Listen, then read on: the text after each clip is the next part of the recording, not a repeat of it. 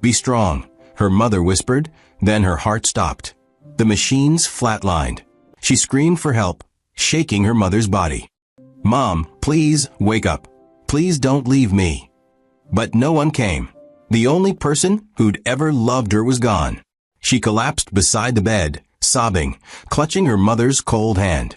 That's when the door opened. Her husband walked in, not alone. His mother stood behind him, arms crossed. His mistress followed, smiling. He didn't ask if she was okay. He didn't look at her mother's body. He threw divorce papers onto the deathbed and screamed, "Sign this now. I'm done with you." Her mother's body was still warm. The mother-in-law leaned closer, her voice like ice. "Sign it and leave my son. You were never good enough." The mistress smiled wider. Her husband's voice cut through her sobs. "Sign it, you worthless thing. Take that baby and get out of my life." She looked at the papers, then at her mother's face. And she remembered something her mother had whispered years ago. Something no one else knew. Something that would destroy them all. Before we dive into this story, I need your help. YouTube only shows this to more people if you subscribe and comment. So hit that subscribe button right now, then drop a comment telling me where you're watching from and what time it is. Texas at midnight? Canada with morning coffee? Let me know you're here. We're a community, and your voice matters. Now, let's jump into the story. Clara sat frozen in the plastic chair beside her mother's hospital bed, her fingers wrapped around Eleanor's frail hand like it was the only thing keeping her tethered to reality. The room was suffocating. Sterile white walls, flickering fluorescent lights, and the relentless beeping of machines that measured life in numbers Clara didn't want to understand. Her mother's breathing was shallow, uneven, each breath a battle she was losing. Clara had been here for hours, watching the woman who raised her slip away inch by inch, and there was nothing she could do to stop it. "Mom, I'm here," she whispered, her voice trembling. "I'm not leaving. I promise." Eleanor's eyelids fluttered open, just barely, and her lips moved in a weak attempt to speak. Clara leaned closer, her heart pounding. "What is it, Mom? What do you need?" Eleanor's voice came out in a rasp, so faint Clara had to hold her breath to hear it. "I'm sorry, Clara. I'm so sorry I couldn't protect you." Tears burned Clara's eyes, blurring her vision. "Don't say that. You protected me my whole life. You gave me everything." Eleanor's grip tightened, just slightly, her fingers cold and trembling. "Be strong. Even when I'm gone. Promise me you'll be strong."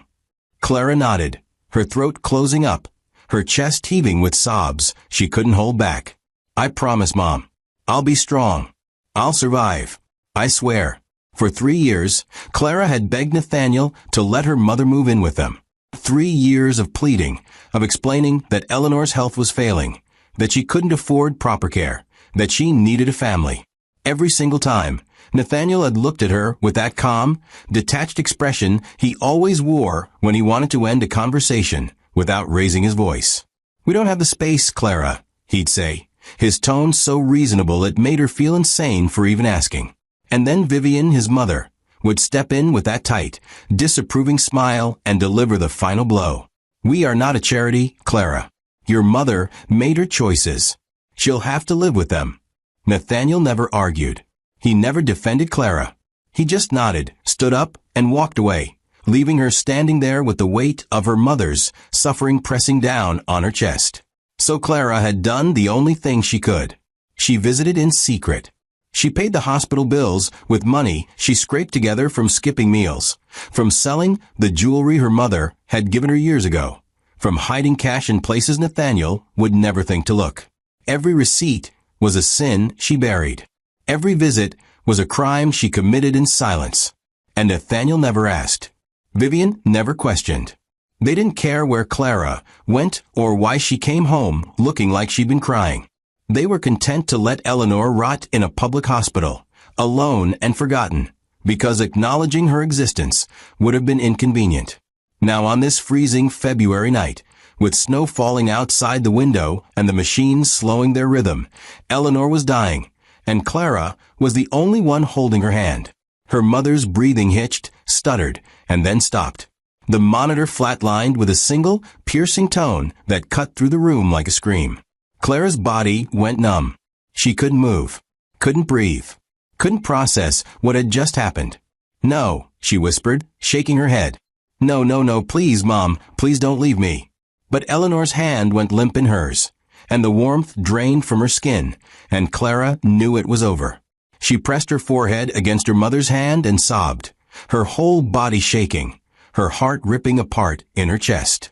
She had nothing left. No family, no support. No one cared if she lived or died. And then the door opened. Clara looked up, her vision blurred with tears, expecting a nurse to tell her it was time to go. But it wasn't a nurse. It was Nathaniel. He stood in the doorway, tall and composed, holding a folder in his hands. Behind him, Vivian entered with her arms crossed, her face tight with irritation, like she'd been inconvenienced by having to come here at all. And behind her, stepping into the room with slow, deliberate confidence, was Vanessa, the mistress, the woman Nathaniel had been sleeping with for over a year. The woman Clara had pretended not to know about because confronting it would have shattered the last fragile piece of dignity she had left. Clara's breath caught in her throat. "What are you doing here?" Her voice came out broken, barely audible. Nathaniel didn't answer. He walked to the bed, his shoes clicking against the tile floor, and placed the folder down. Not on the table, not on the chair, on the bed, right next to Eleanor's lifeless arm. Clara stared at it, her mind struggling to understand. "What is that?" Nathaniel looked at her, and for the first time in their marriage, she saw something other than indifference in his eyes. She saw relief. Divorce papers. The words hit Clara like a physical blow. Her stomach dropped. Her ears rang. She couldn't breathe. "You're divorcing me? Right now?" "My mother just died, Nathaniel. She just died." He didn't flinch. "I'm done pretending, Clara. I've been patient with you. I've tolerated your constant need for validation, your tears, your weakness. But you embarrassed me at the last dinner party. You made me look like a fool in front of my colleagues. I can't keep doing this." Clara's hand shook. Her chest heaved. "I didn't do anything. I was quiet the entire night. I barely said a word." Vivian stepped forward, her voice sharp and cold. "That's the problem, Clara. Your silence is pathetic. Your presence is an embarrassment. Nathaniel deserves better. He always has." Clara looked at Vanessa, who stood there smiling, her eyes gleaming with satisfaction. "You brought her here?" Clara's voice cracked. "You brought your mistress to my mother's deathbed?" Nathaniel sighed, like she was being dramatic. "This has nothing to do with Vanessa. This is about you. About your failure as a wife. You've been a burden from the beginning, Clara. I'm just finally doing something about it." Clara's vision blurred. Her hands moved instinctively to her stomach, clutching the small swell she'd been hiding for weeks. "I'm pregnant." The room went silent. Nathaniel froze. Vivian's eyes widened, then narrowed into slits. Vanessa's smile faltered just for a second. Clara's voice shook as she spoke, desperation pouring out of her. "I'm carrying your child, Nathaniel. Doesn't that mean anything to you? Doesn't that change anything?" Nathaniel stared at her, his jaw tight, his eyes cold. And then Vivian spoke, her voice cutting through the air like a knife. "The baby will be better off without you." Clara's heart stopped. "What did you just say?" Nathaniel picked up the folder and held it out to her. "Sign the papers, Clara. Don't make this harder than it needs to be." She couldn't move. She couldn't think. Her mother's body was still warm beside her. Her baby was growing inside her, and her husband was standing there, demanding she give up everything. "Please," she whispered, her voice breaking. "Just give me time to bury her. Please, Nathaniel. Just a few days." But he was already walking toward the door. Vivian followed, not even looking back. Vanessa lingered, her eyes sweeping over Clara like she was something broken, something disposable. And then she smiled again, turned, and left. The door clicked shut. Clara collapsed onto the floor, her knees slamming into the cold tile, her hands clutching her stomach as sobs tore through her body. The divorce papers lay scattered around her, soaking up her tears. Her mother was dead. Her husband had abandoned her. And no one was coming to save her. But what none of them knew, what Nathaniel had mocked and Vivian had dismissed and Vanessa had smiled at, was that the woman lying in that hospital bed had been hiding something. Eleanor hadn't been powerless. She hadn't been worthless. She had been something else entirely. And in just a few days, when the will was read, everything would change. But tonight, Clara didn't know that. Tonight, she was just a broken woman on a hospital floor, clutching the last pieces of a life that had been ripped away from her. Could you have survived that? Would you have stayed silent, or would you have fought back right there? Clara sat alone in the small apartment she'd rented with the last of her savings, staring at the divorce papers spread across the table like evidence of a crime she didn't commit. Her mother had been buried 3 days ago in a quiet cemetery on the edge of town, attended only by Clara and a priest who didn't know Eleanor's name. Nathaniel hadn't come. Vivian hadn't sent flowers. Vanessa had probably celebrated. The funeral had been quick, cold, and unbearably lonely. And now Clara was left with nothing but memories and the crushing weight of betrayal pressing down on her chest. She traced her fingers over the papers, reading Nathaniel's signature at the bottom, so casual, so final, like their marriage had meant nothing, like she had meant nothing. Her hand moved to her stomach, where the baby was growing, small and fragile, the only thing she had left to protect. "I won't let them take you," she whispered. "I won't let them win." The betrayal hadn't started in that hospital room. It had been built for years, carefully constructed, brick by brick, by Nathaniel and Vivian, who had turned cruelty into an art form. Clara had been blind to it at first, or maybe she just wanted to believe that love could survive indifference. She'd met Nathaniel at a charity event 6 years ago, back when she'd been working as an assistant at a small nonprofit. He'd been charming, polite, interested in her work, and when he'd asked her to dinner, she'd said yes without hesitation. The courtship had been fast. Too fast, maybe. Within 6 months, they were engaged. Within a year, they were married. And within 2 years, Clara had realized she'd made a terrible mistake. Nathaniel had never loved her. He'd married her because she was convenient, because she didn't challenge him, because she fit into the life he wanted without demanding anything in return. And Vivian had approved of the match for the same reason. Clara was quiet, obedient, and easy to control. She wouldn't cause problems. She wouldn't ask questions. She would simply exist in the background, a wife in name only, while Nathaniel lived his life however he pleased. The cracks had started small. Nathaniel would forget to tell her about family dinners until the last minute, then blame her for being unprepared when she showed up looking tired. Vivian would make comments about Clara's clothes, her hair, her voice, always framed as advice, but delivered with a smile that made it clear she was being insulted. "You really should try harder, dear," Vivian would say, her voice dripping with false concern. "Nathaniel's colleagues have expectations. You wouldn't want to embarrass him." Clara had tried. She'd bought new dresses, changed her hairstyle, practiced smiling in the mirror so she'd look more confident. But it was never enough. Nathaniel would still find something to criticize, something to use as proof that she wasn't fit to be his wife. And every time she tried to defend herself, Vivian would step in with a calm, measured tone that made Clara feel insane for even trying. "You're being dramatic, Clara. No one is attacking you. We're just trying to help." When Eleanor's health started declining, Clara had thought it would be different. She thought Nathaniel would show some compassion, some humanity, some willingness to help the woman who had raised his wife. But she'd been wrong. The first time Clara asked if her mother could move in, Nathaniel had been sitting in his study, going over contracts for a business deal. Clara had knocked softly, waited for permission to enter, and then stood in the doorway, her hands clasped in front of her like a child asking for something she knew she didn't deserve. "Nathaniel, I need to talk to you about my mom." He hadn't looked up from his papers. "What about her?" Clara had stepped closer, her voice quiet but urgent. "She's getting worse. The doctors say she needs someone to take care of her full-time. I was thinking maybe she could move into the guest room, just until she gets better." Nathaniel had finally looked up, his expression neutral, almost bored.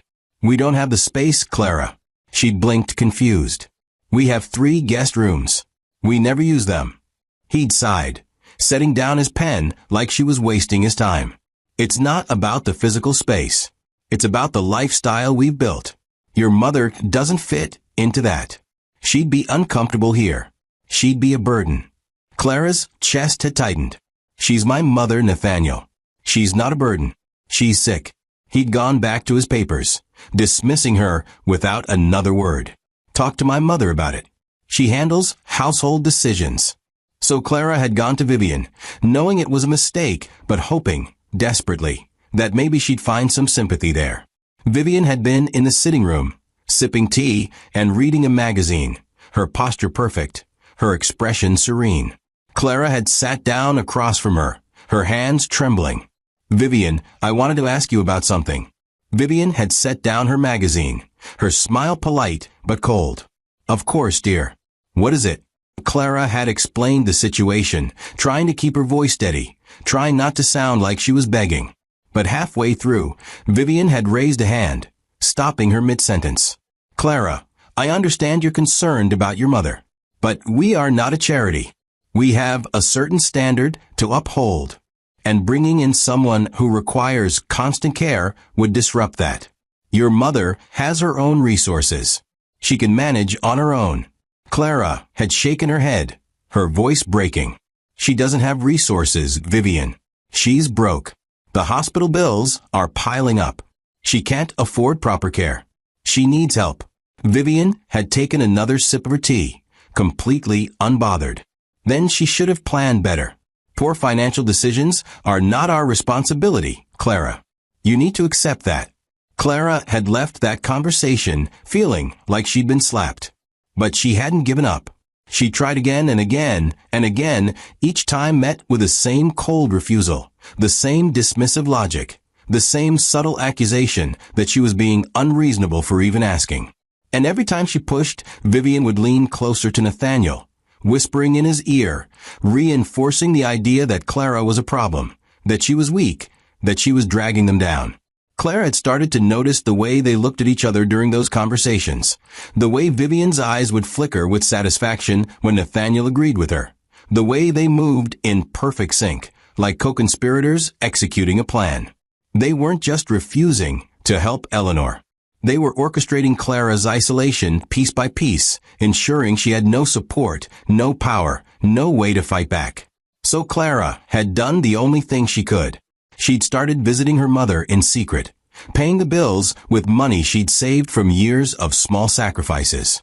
She'd sold the necklace her mother had given her for her birthday. She'd skipped meals to save grocery money. She'd hidden receipts in the lining of her purse, tucked hospital statements onto the mattress, and lied to Nathaniel about where she was going every time she left the house. I'm running errands, she'd say, and he'd nod, not caring enough to ask follow-up questions.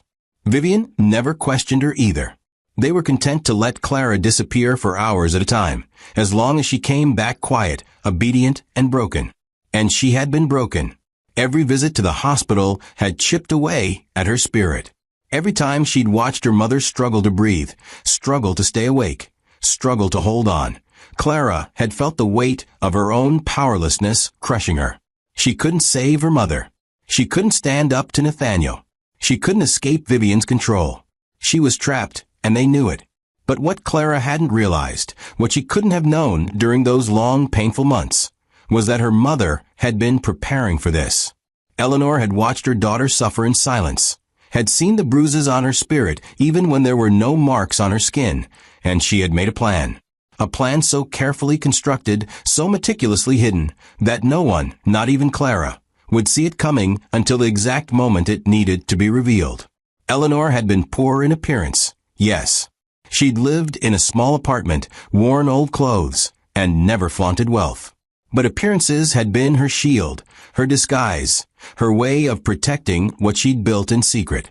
And now, lying in a grave on the edge of town, Eleanor's final act of love was about to unfold. Nathaniel and Vivian had spent years dismantling Clara's confidence, her hope, her sense of self-worth. They had whispered lies, planted doubts, and celebrated every moment she'd bent under the weight of their cruelty. Vanessa had waited patiently in the shadows, smiling, knowing her time was coming. But none of them had accounted for Eleanor. None of them had considered that the woman they dismissed, ignored, and sent away to die alone might have been hiding the one thing that could destroy them all. And Clara, sitting in that tiny apartment with divorce papers in front of her and a baby growing inside her, had no idea that the war they'd started was about to turn in her favor. Could you have kept going after everything they did to her? Would you have fought back, or would you have given up? Clara's daughter was born on a rainy Tuesday morning in April, 3 weeks earlier than expected. The labor had been brutal, lasting 14 hours, and Clara had gone through it alone in a hospital room with peeling paint and flickering lights. No husband, no mother-in-law. No one was holding her hand or telling her she was strong. Just Clara, the nurses, and the overwhelming pain that felt like her body was being ripped apart. When the baby finally came, when the nurse placed that tiny, screaming bundle in her arms, Clara had felt something shift inside her. This wasn't just about survival anymore. This was about protection. This was about making sure her daughter never felt the kind of pain Clara had endured. She looked down at the baby's face, red and scrunched up and perfect, and whispered through her tears, "I'm going to keep you safe. I promise. No matter what it takes." But even as she said it, Clara knew the fight was only beginning. Nathaniel wasn't going to let her go quietly. He wanted control, and now that there was a child involved, he had leverage. The custody battle started before Clara even left the hospital. She'd been in her room for less than 24 hours, still bleeding, still exhausted, when a man in a suit knocked on her door and handed her an envelope. "Clara Whitmore," he'd asked, his voice flat and professional. She nodded, too tired to question it. He'd placed the envelope on her bedside table and left without another word. Clara had stared at it for a long time before opening it, her hands shaking, her heart pounding. Inside were legal documents, stamped and signed, filed by Nathaniel's attorney. He was suing for full custody. The papers claimed Clara was mentally unstable, financially unfit, and emotionally incapable of raising a child. They cited her recent traumatic loss and history of erratic behavior as evidence that she posed a danger to the baby. Clara's vision blurred as she read the words, her chest tightening with panic. They were taking her daughter. They were going to take the only thing she had left. She called the one lawyer she could afford, a woman named Margaret, who worked out of a cramped office above a dry cleaner. Margaret had been blunt from the start. "Clara, I'm not going to sugarcoat this. Nathaniel has money, connections, and a team of attorneys who do this for a living. You're fighting uphill." Clara had gripped the phone so hard her knuckles turned white. "I don't care. I'll do whatever it takes. He's not taking my daughter." Margaret had paused, then sighed. "Okay. Then we need to be smart. We need to document everything. Every interaction, every threat, every lie. We need to show the court who he really is." Clara had nodded, even though Margaret couldn't see her. "I can do that. I will do that." And she had. From that moment on, Clara became a different person. She kept notebooks filled with dates, times, and details of every conversation with Nathaniel. She saved text messages, recorded phone calls, and gathered witnesses who had seen the way he treated her. She was meticulous, deliberate, and relentless, because losing wasn't an option. Nathaniel's first move was to paint Clara as unstable. His lawyers filed motions claiming she was suffering from postpartum depression, that she was neglecting the baby, that she was living in unsafe conditions. Vivian backed him up with sworn statements, testifying that Clara had always been emotionally fragile and incapable of handling responsibility. She described Clara as someone who cried constantly, who couldn't make decisions, who needed constant supervision. It was a lie, all of it, but Vivian delivered it with such calm authority that it sounded like the truth. Vanessa played her part too, positioning herself as the stable, supportive figure the child needed. She attended hearings with Nathaniel, dressed impeccably, smiling at the judge, playing the role of the devoted partner who only wanted what was best for the baby. Clara watched from across the courtroom, her stomach churning, her fists clenched, knowing exactly what they were doing. They were erasing her. They were rewriting the story to make her the villain and themselves the heroes. But Clara had something they didn't expect. She had the truth. And she had Margaret, who knew how to fight dirty when it mattered. Margaret dug into Nathaniel's past and found the hospital records from the night Eleanor died. She found the divorce papers he'd served Clara while her mother's body was still warm. She found text messages between Nathaniel and Vanessa that proved the affair had been going on long before Clara's pregnancy. And she found witnesses, nurses who had been there that night, who remembered Nathaniel's coldness, Vivian's cruelty, and Vanessa's smile. Margaret presented it all to the court, piece by piece, building a case that showed Nathaniel not as a concerned father, but as a manipulative man who had abandoned his pregnant wife at her lowest moment. The judge had listened, stone-faced, as Margaret laid it all out. And when Nathaniel's lawyer tried to argue that Clara's grief made her unfit, Margaret stood up and said, "Your Honor, grief is not a crime. Abandoning your pregnant wife at her mother's deathbed is." The courtroom had gone silent. Nathaniel's face had turned red. Vivian had shifted in her seat, her jaw tight. Vanessa had stopped smiling. And Clara had felt, for the first time in months, like maybe she had a chance. But Nathaniel didn't give up. He escalated. He filed motions claiming Clara was hiding assets, that she was uncooperative, that she was poisoning the child against him even though the baby was barely 3 months old. He demanded supervised visitation, drug tests, psychological evaluations. He threw everything he had at her, trying to bury her under paperwork and legal fees, trying to exhaust her until she gave up. Vivian called Clara's landlord, trying to get her evicted.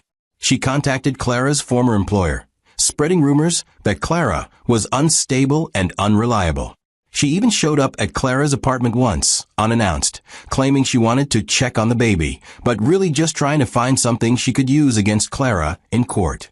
Clara had stood in the doorway, blocking her entry, her voice steady despite the rage burning in her chest. "You're not coming in, Vivian. You have no right to be here." Vivian had smiled, cold and sharp. "I have every right, dear. That child is my grandchild. And when Nathaniel wins custody, you'll never see her again."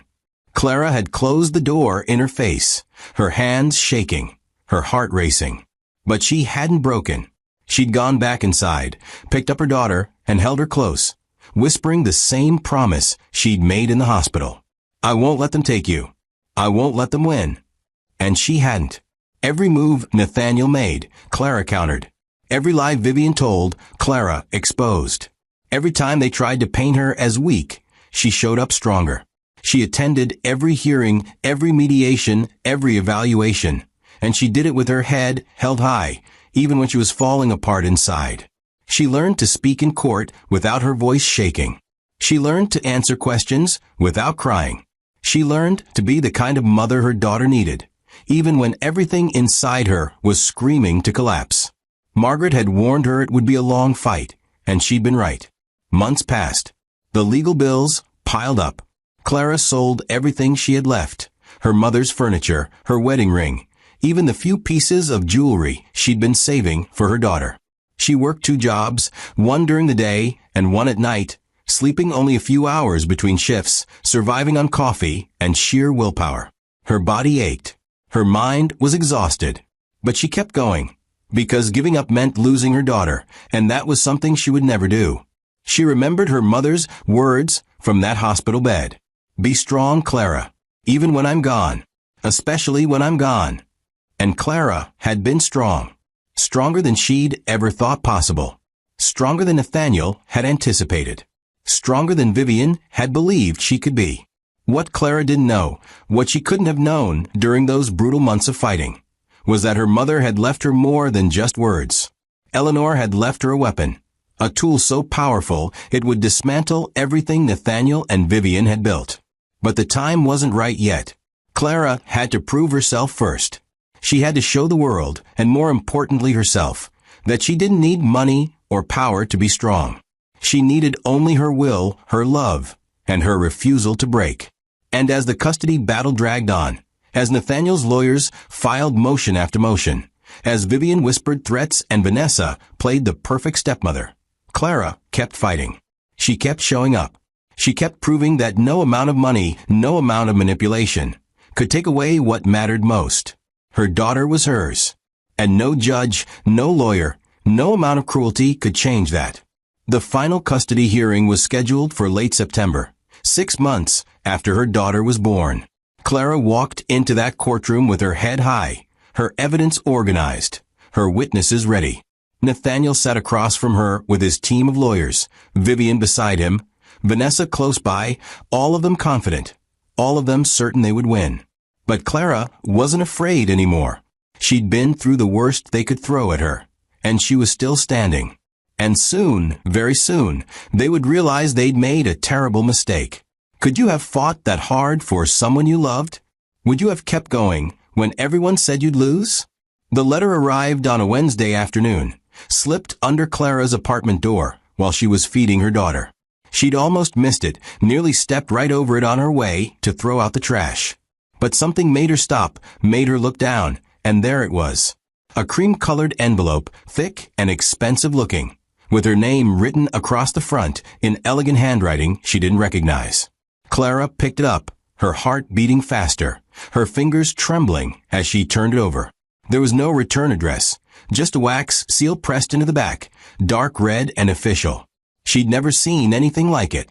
She carried it to the table, set her daughter down in the bassinet, and stared at the envelope for a long moment before opening it. Inside was a single sheet of paper, folded carefully, and a business card. The card was simple, black ink on white stock, with a name and phone number. Henry Caldwell, attorney at law. Clara's stomach dropped. Another lawyer. Another legal threat. She almost threw it away without reading the letter, but something stopped her. This didn't feel like Nathaniel's doing. This felt different. She unfolded the letter and started reading. Dear Clara, you do not know me, but I have been entrusted with matters concerning your late mother, Eleanor Hartley. There are details regarding her estate that require your immediate attention. Please contact my office at your earliest convenience. This is a matter of great importance and confidentiality. Sincerely, Henry Caldwell. Clara read it twice, then 3 times, trying to make sense of it. Estate? Her mother didn't have an estate. Eleanor had died with nothing but medical debt and a closet full of worn clothes. There had been no savings, no property, no assets to speak of. Clara had paid for the funeral with money she'd borrowed from Margaret, and she was still paying it back in small installments. What could this lawyer possibly want?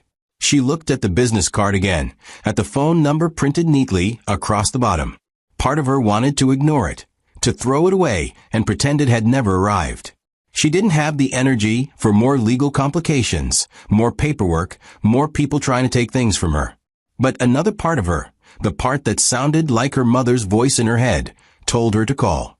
Be strong, Clara, even when I'm gone. So she picked up her phone and dialed the number.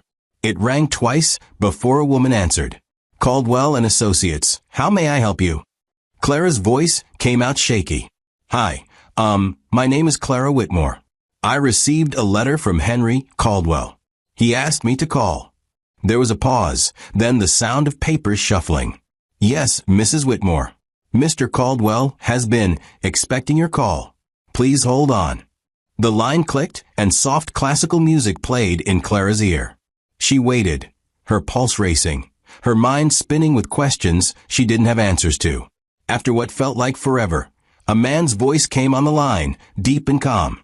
Mrs. Whitmore, thank you for calling. My name is Henry Caldwell. I've been handling your mother's affairs. Clara's throat tightened. I don't understand. My mother didn't have any affairs to handle. She died with nothing. There was a pause, and when Henry spoke again, his voice was softer, almost gentle. Mrs. Whitmore, I think it would be best if we met in person. There are things I need to explain to you. Things your mother wanted kept confidential until the right time. Can you come to my office tomorrow? Clara's hands shook. I don't know. I have a baby. I'm in the middle of a custody battle. I can't just drop everything and, Henry interrupted, his tone firm but kind. Mrs. Whitmore, I understand you're going through a difficult time, but I promise you, this is worth your time. Your mother left instructions. Very specific instructions. And she made it clear that you were not to learn about any of this until after her passing. Clara's chest tightened. Learn about what? Henry hesitated, then said quietly, your mother's estate. Her assets. Her legacy. She left everything to you, Clara. And it's far more than you realize. Clara's breath caught. What are you talking about? My mother had nothing. We struggled our entire lives. She died in a public hospital because we couldn't afford anything better. Henry's voice was steady, careful. That's what she wanted people to believe. But the truth is very different. Please, Mrs. Whitmore, come to my office. Let me show you what your mother built. The next day, Clara stood outside a glass high-rise in the financial district, holding her daughter against her chest, staring up at the building like it might swallow her whole.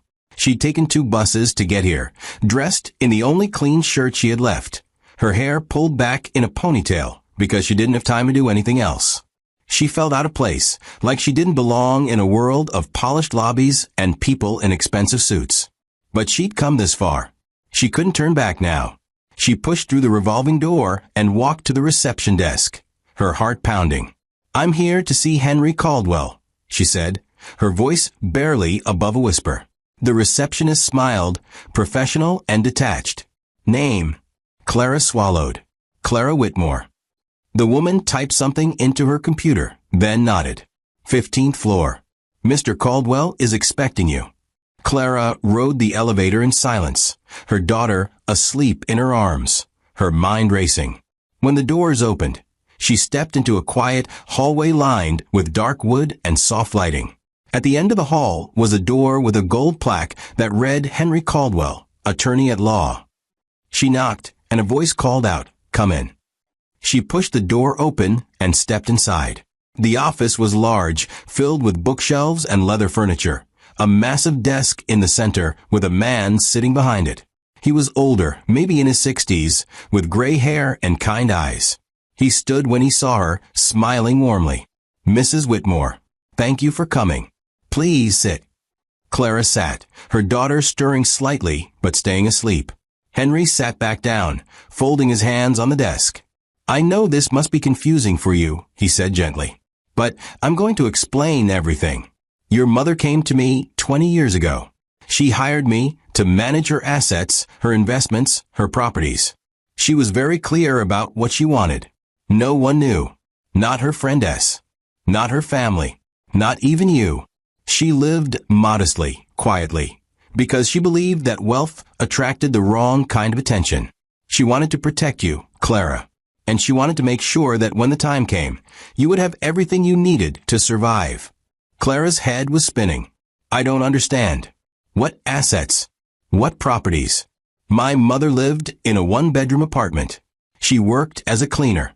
She had nothing."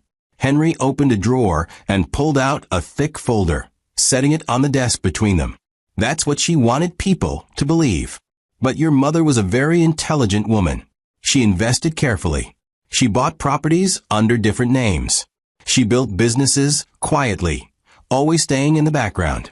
And over the course of 30 years, she accumulated significant wealth." He opened the folder and slid a document across the desk. Clara looked down at it, her eyes scanning the numbers, and her heart stopped. "That can't be right," she whispered. Henry nodded. "It is. Your mother's estate is worth $10 billion. And as of today, it all belongs to you." Clara couldn't breathe. She stared at the document, at the number written there in black ink, and her mind went blank. $10 billion. $10 billion. It didn't make sense. It couldn't be real. "How?" she asked, her voice breaking. "How did she do this?" Henry leaned back in his chair. "Your mother was brilliant, Clara. She saw opportunities where others didn't. She invested in real estate when it was cheap. She bought shares in companies before they went public. She built partnerships with people who trusted her judgment. And she did it all without drawing attention to herself. She lived below her means, saved every dollar, and reinvested everything. She was patient, strategic, and most importantly, she was disciplined. She never spent more than she needed to. She never showed off. She never let anyone know what she had. because she knew that the moment people found out, they would try to take it from her. Clara's hands shook as she held the document. Why didn't she tell me? Why didn't she let me help her? I could have. Henry shook his head gently. She didn't want you to know, because she knew what it would do to you. She knew the people in your life would try to use it against you. Your husband, your mother-in-law. She saw what they were doing to you, Clara. She saw how they treated you, how they isolated you, how they tried to break you. And she knew that if they found out about the money, they would destroy you. To get to it. So she waited. She waited until she was gone, until you were free from them, until you were strong enough to handle it. And now here you are. Clara's vision blurred with tears. She thought about all the times she'd begged Nathaniel to help her mother, all the times she'd been refused, all the nights she'd spent crying because she couldn't afford proper care. And her mother had been sitting on billions, hiding it, protecting it, waiting for the right moment. She could have told me, Clara whispered. She could have made things easier. Henry's voice was soft. She wanted you to be strong, Clara. She wanted you to learn how to survive without money, without power, without anyone's help. Because she knew that the moment you inherited this, everyone would come for you. And she needed you to be ready. He slid another document across the desk. This is the will. Everything is outlined here. The properties, the investments, the businesses. And there's something else. Your mother purchased the hospital where she died. She bought it 6 months before her passing. She wanted you to have control over it. She wanted you to fix it, to make it better, to make sure no one else ever had to suffer the way she did. Clara looked down at the will, at her mother's signature at the bottom, and she felt something shift inside her. This wasn't just money. This was power. This was justice. This was everything she needed to protect her daughter and destroy the people who had tried to destroy her. When do I get access to it? She asked, her voice steady now. Henry smiled. As soon as you sign these documents, everything transfers to you. But Clara, I need you to understand something. The moment you do this, your life changes. Nathaniel will know. Vivian will know. Vanessa will know. And they will come for you. They will fight. They will lie. They will do everything they can to take this from you. Are you ready for that? Clara looked down at her daughter, sleeping peacefully in her arms, and she thought about everything she'd been through. The hospital room, the divorce papers, the custody battle, the endless nights of fear and exhaustion. And she thought about her mother, who had endured silently, who had built an empire in secret, who had given Clara the one thing she needed most, a chance. She looked up at Henry, her eyes clear, her voice strong. I'm ready. The reading of Eleanor's will was scheduled for exactly 2 weeks after Clara signed the documents in Henry Caldwell's office. Henry had insisted on making it public, on gathering everyone who had a stake in Eleanor's life, or at least everyone who thought they did. Your mother wanted this, he told Clara over the phone. She wanted them to see it. She wanted them to understand what they'd lost. Clara had hesitated at first, unsure if she could face Nathaniel, Vivian, and Vanessa in the same room without breaking down. But then she'd remembered the hospital room, the divorce papers placed on her mother's deathbed, the custody battle that had nearly destroyed her, and she'd agreed. Let them see. Let them know. Let them feel every ounce of the pain they'd caused. The reading was held in a conference room at Caldwell and Associates, on the same 15th floor where Clara had first learned the truth. She arrived early, dressed in a simple black dress her mother had bought her years ago, her daughter asleep in a carrier strapped to her chest. Henry was already there, arranging papers on the long mahogany table, his expression calm and professional. He looked up when she entered and gave her a small, reassuring nod. Are you ready? He asked quietly. Clara took a deep breath and nodded. I'm ready. The others arrived 15 minutes later. Nathaniel walked in first, his suit perfectly tailored, his expression confident, almost bored, like this was just another business meeting he had to endure. Vivian followed, her head held high, her eyes scanning the room with practiced disdain. And then came Vanessa, dressed in a pale blue dress that was too expensive, too polished, too deliberate. She saw Clara and smiled, that same cold, satisfied smile she'd worn in the hospital room. Clara's stomach churned, but she kept her face neutral, her hands resting gently on her daughter's back. Nathaniel took a seat across from Clara without acknowledging her. Vivian sat beside him, smoothing her skirt with precise, controlled movements. Vanessa lingered near the door for a moment before sitting next to Nathaniel, close enough that their shoulders nearly touched. Henry waited until everyone was settled, then cleared his throat. Thank you all for coming. We're here today for the reading of Eleanor Hartley's last will and testament. As her attorney, I've been entrusted with ensuring her wishes are carried out exactly as she intended. Nathaniel leaned back in his chair, his arms crossed. Let's get this over with. I have a meeting at 3. Henry didn't react to the dismissiveness. He simply opened the folder in front of him and began reading. Eleanor Hartley, being of sound mind and body, hereby declares this to be her last will and testament. To my daughter, Clara Whitmore, I leave the entirety of my estate, including all properties, investments, bank accounts, and business holdings, valued at $10 billion. The room went silent. Nathaniel's arms dropped. Vivian's eyes widened. Vanessa's smile disappeared. Clara sat perfectly still, watching them, her heart pounding, but her expression calm. Nathaniel was the first to speak, his voice tight, controlled. I'm sorry. Did you just say $10 billion? Henry nodded. Yes, $10 billion. Eleanor Hartley built a significant financial empire over the course of 30 years, all of which she has left to her daughter. Vivian's face had gone pale. She leaned forward, her hands gripping the edge of the table. That's impossible. Eleanor was poor. She lived in a terrible apartment. She died in a public hospital. She had nothing. Henry's voice remained calm, almost clinical. That's what she wanted people to believe. But Eleanor owned multiple properties across the country, held controlling shares in several major companies, and maintained investment portfolios that generated substantial passive income. She lived modestly by choice, not necessity. Nathaniel stood up abruptly, his chair scraping against the floor. This is insane. There's no way that woman had $10 billion. She was a cleaner. She barely spoke English. She was nothing. Henry's eyes hardened just slightly. She was a brilliant investor and a strategic thinker who chose to live quietly to protect what she'd built. And now, everything she worked for belongs to Clara.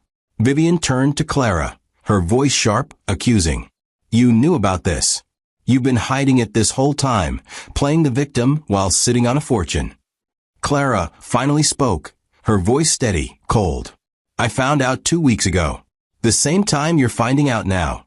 My mother kept it from everyone, including me, because she knew exactly what people like you would do if you found out. Vanessa stood up, her face flushed, her hands shaking. This isn't fair. Nathaniel was married to you. He has rights. We have rights. Henry shook his head. No, you don't.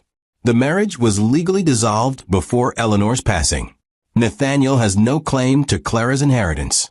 And even if he did, Eleanor's will is ironclad. Every asset is in Clara's name. There are no loopholes, no contested clauses, no grounds for appeal. Nathaniel's jaw tightened. He looked at Clara. And for the first time, she saw something other than indifference in his eyes. She saw panic. Clara, we need to talk about this. This changes things. We can work something out.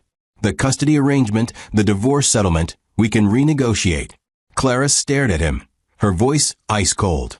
No. Nathaniel blinked. What? Clara's voice didn't waver. I said no.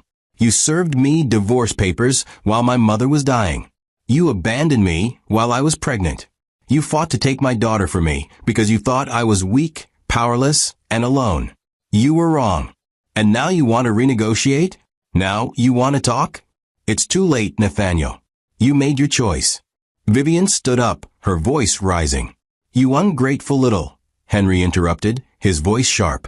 Mrs. Whitmore, I suggest you sit down. Anything you say in this room can and will be documented. Clara has grounds to pursue legal action for harassment, defamation, and emotional distress.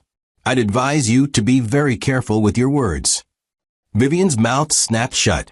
She sat down slowly, her face twisted with rage. Vanessa was still standing, her hands clenched into fists, her breathing shallow. "This isn't over," she said, her voice shaking. "We'll fight this. We'll take you to court. We'll prove you manipulated her, that you tricked her into leaving everything to you." Henry pulled out another document and slid it across the table. Eleanor anticipated that response. This is a letter she wrote, dated 3 months before her death, outlining her reasons for leaving everything to Clara. She describes in detail the neglect she experienced, the refusal of support from Nathaniel and Vivian, and the isolation Clara endured during her marriage. She also mentions you, Miss Vanessa, and the affair you conducted with Nathaniel while Clara was pregnant. This letter has been notarized, witnessed, and filed with the court. If you attempt to contest the will, this becomes public record. Vanessa's face went white. She sank back into her chair, her hands trembling. Nathaniel stared at the document, his expression blank, like his mind was trying to catch up with what was happening.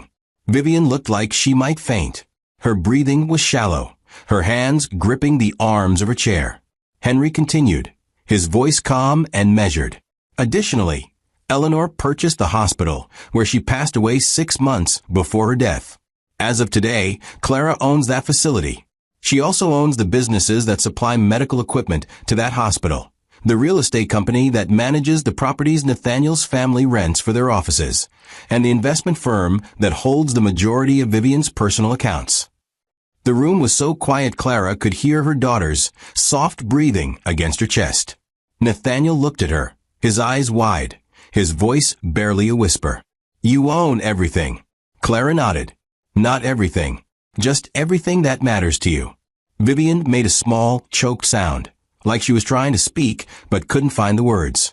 Vanessa was staring at the table, her face buried in her hands. Nathaniel sat down slowly, his confidence shattered, his posture slumped. Henry closed the folder. "That concludes the reading.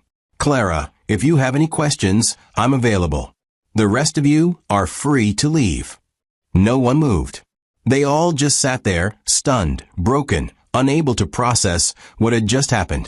Clara stood, adjusting her daughter in the carrier, and walked toward the door. She paused when she reached Nathaniel, looking down at him. "You told me I'd never be anything without you," she said quietly.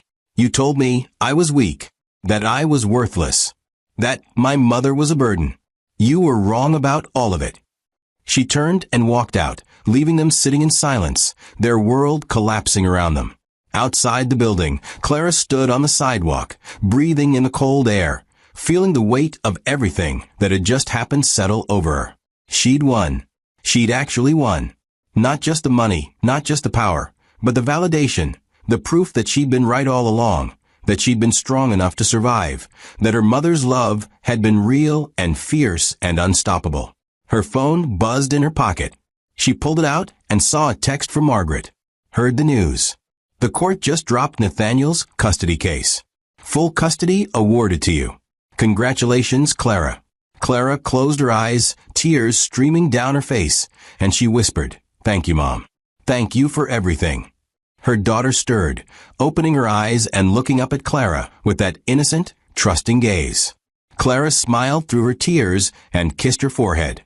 "We're safe now, baby. We're finally safe." Inside the conference room, Nathaniel sat frozen, staring at the table. Vivian had her head in her hands, her shoulders shaking. Vanessa was crying openly now, mascara running down her cheeks. Henry gathered his papers, his expression neutral, professional. As he walked past Nathaniel, he paused. "Your ex-wife is a remarkable woman," he said quietly. "You should have realized that before you lost her." And then he left, closing the door behind him, leaving them alone with the wreckage of their own cruelty. Could you have stayed as calm as Clara did in that room?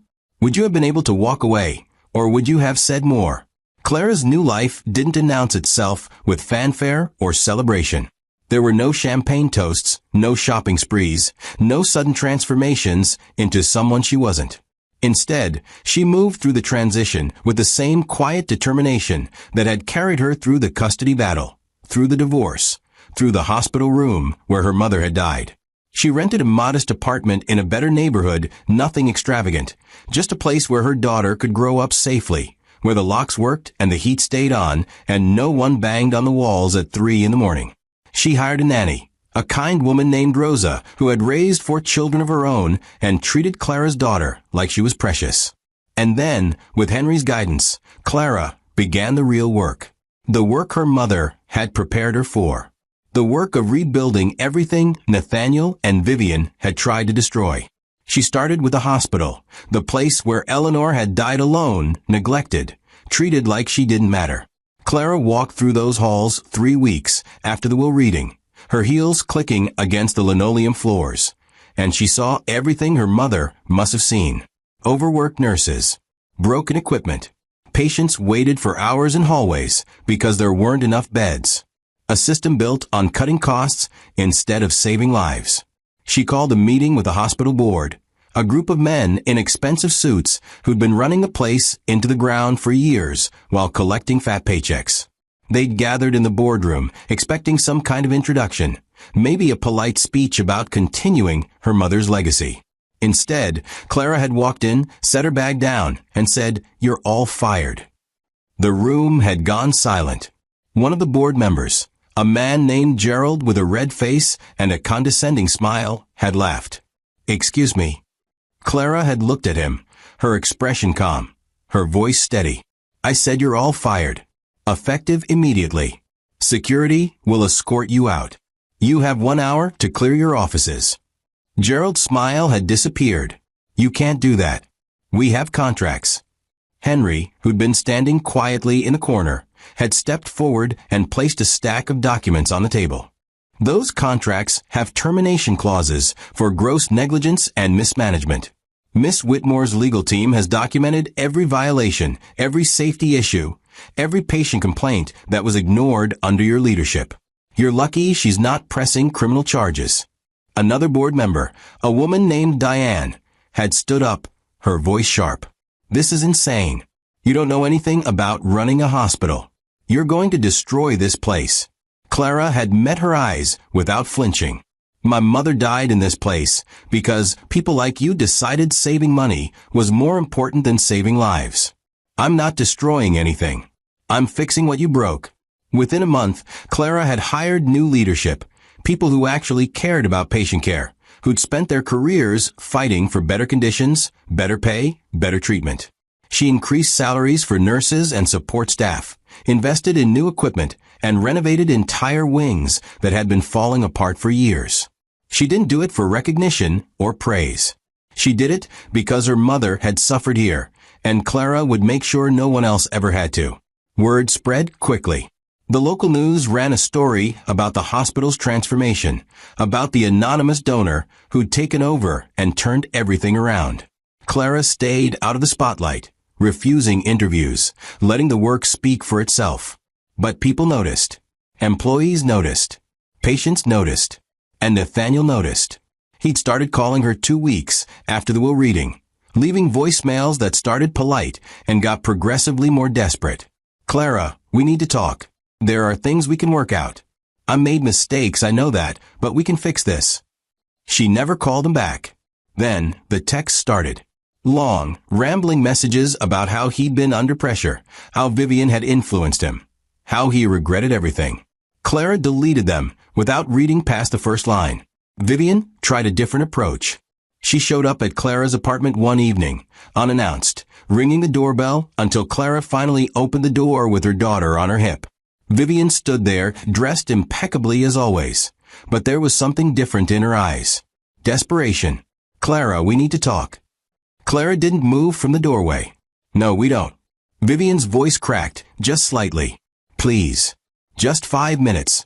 I know I was wrong. I know I hurt you. But we're family. We can move past this." Clara's voice was ice.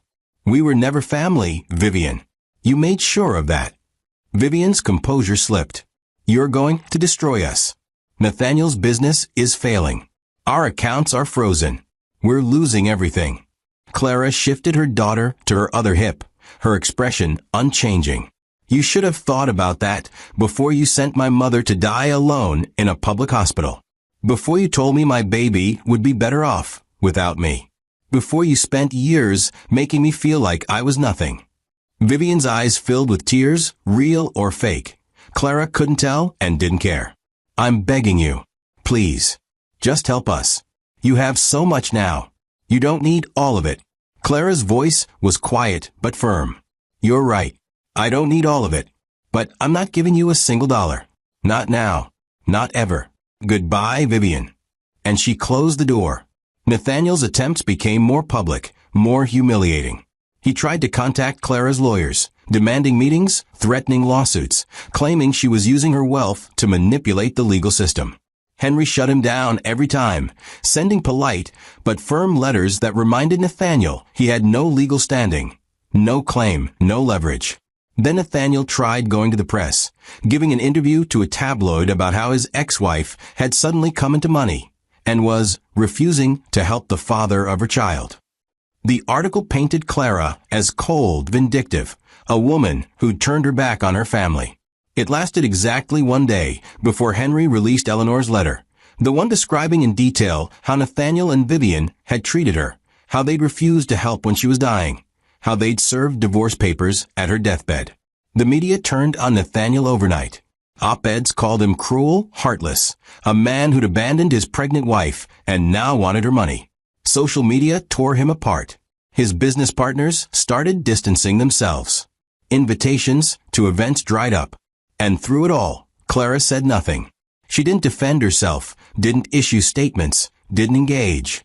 She just kept moving forward, kept building, kept protecting her daughter. Vanessa tried her own approach, reaching out through mutual acquaintances, suggesting they meet for coffee, pretending she wanted to apologize. Clara ignored every attempt.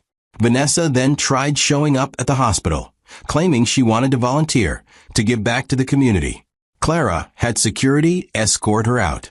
She's not welcome here, Clara had told the head of security.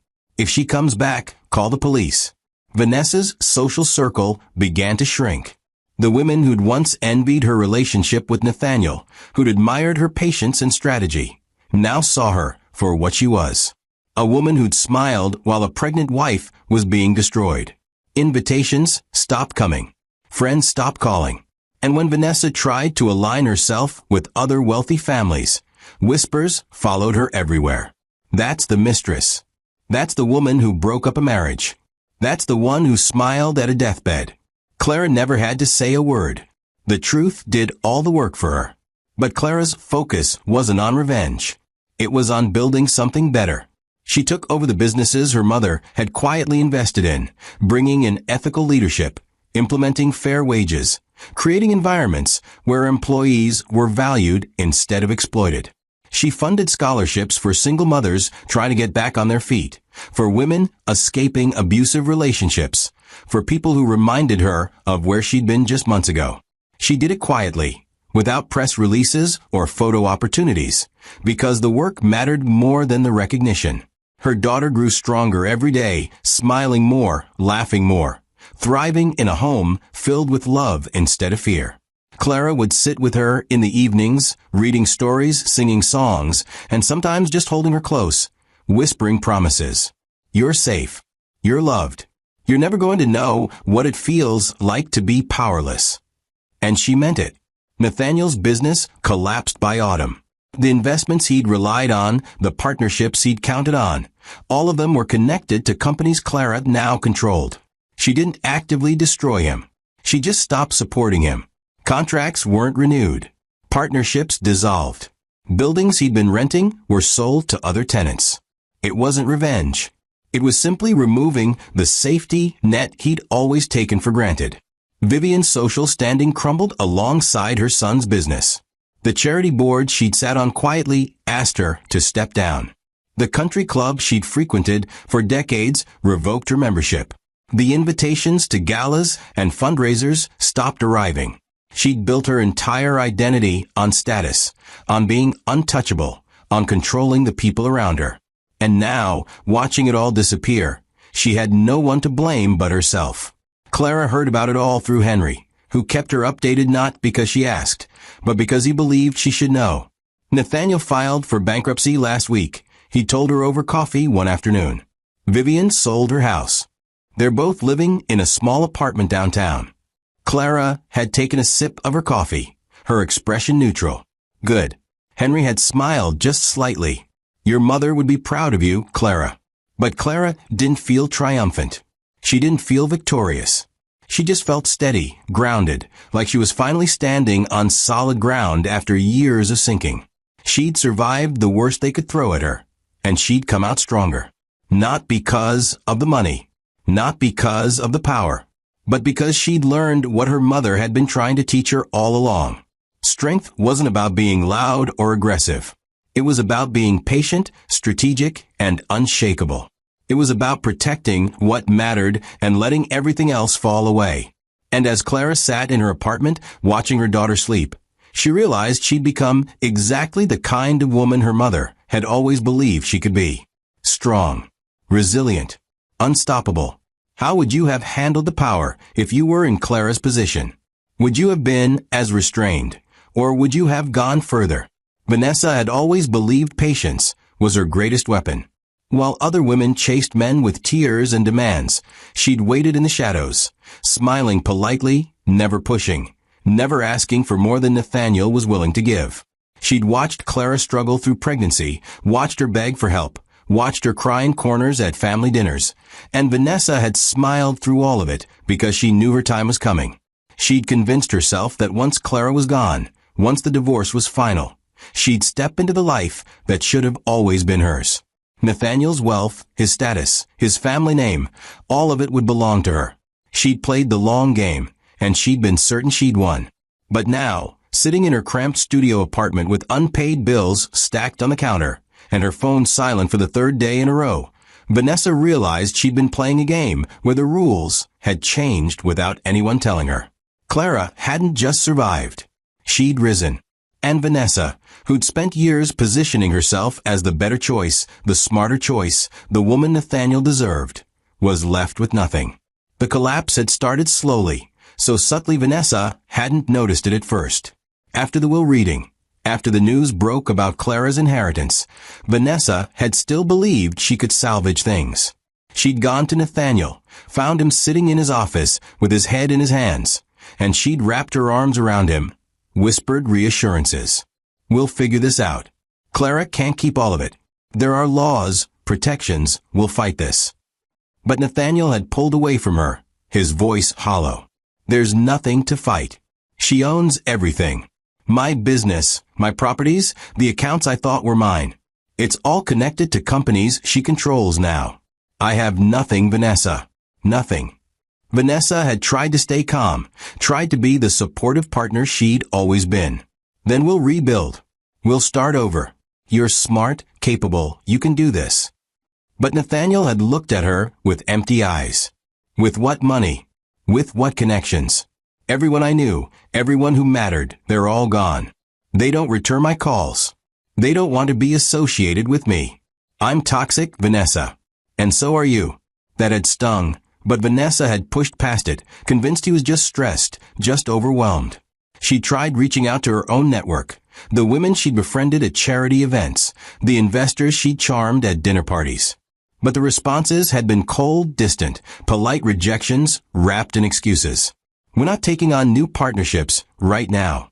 I'll have my assistant get back to you. Let's reconnect in a few months. Vanessa had felt the shift, the way people who'd once smiled at her now looked past her, through her, like she was invisible. She'd been Nathaniel's mistress, the woman who'd helped destroy a marriage, and now that Nathaniel was worthless, so was she. The invitations stopped coming. The lunch dates were canceled. The phone calls went unanswered.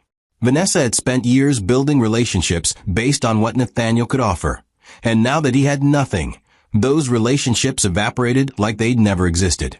She tried working, applying for positions at firms where she'd once been considered a valuable contact. But her resume, once impressive because of her connections, now fell hollow.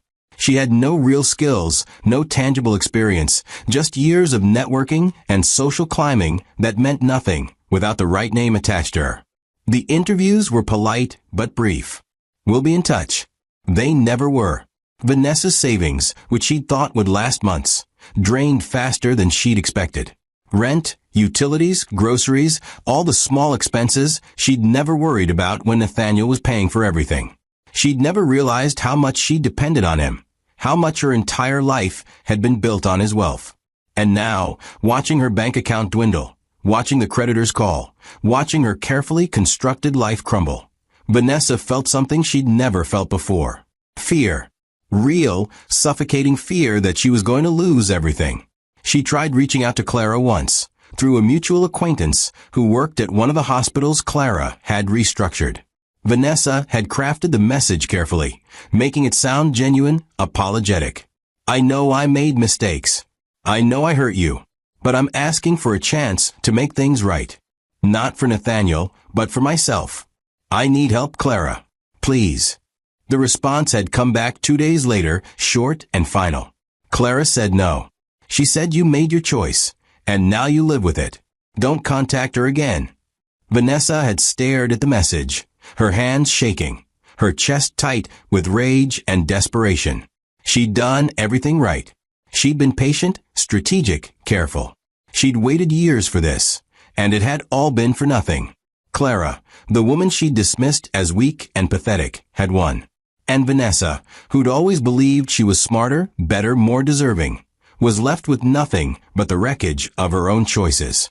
The final blow came in the form of a meeting Vanessa had managed to secure through sheer persistence. A venture capital firm that had once considered partnering with Nathaniel agreed to see her, and Vanessa had walked into that office with her best smile, her most polished pitch, determined to prove she could still be valuable. The meeting had gone well at first. The partners had listened, asked questions, and seemed interested. And then one of them, a woman named Julia with sharp eyes and a sharper tone, had leaned forward. Before we move forward, I need to ask you something. Is it true you were involved with Nathaniel Whitmore while he was married? Vanessa's stomach had dropped. That's personal. It has nothing to do with business. Julia had smiled cold and knowing. Actually, it has everything to do with business. We do our research, Vanessa. We know who you are. We know what you did.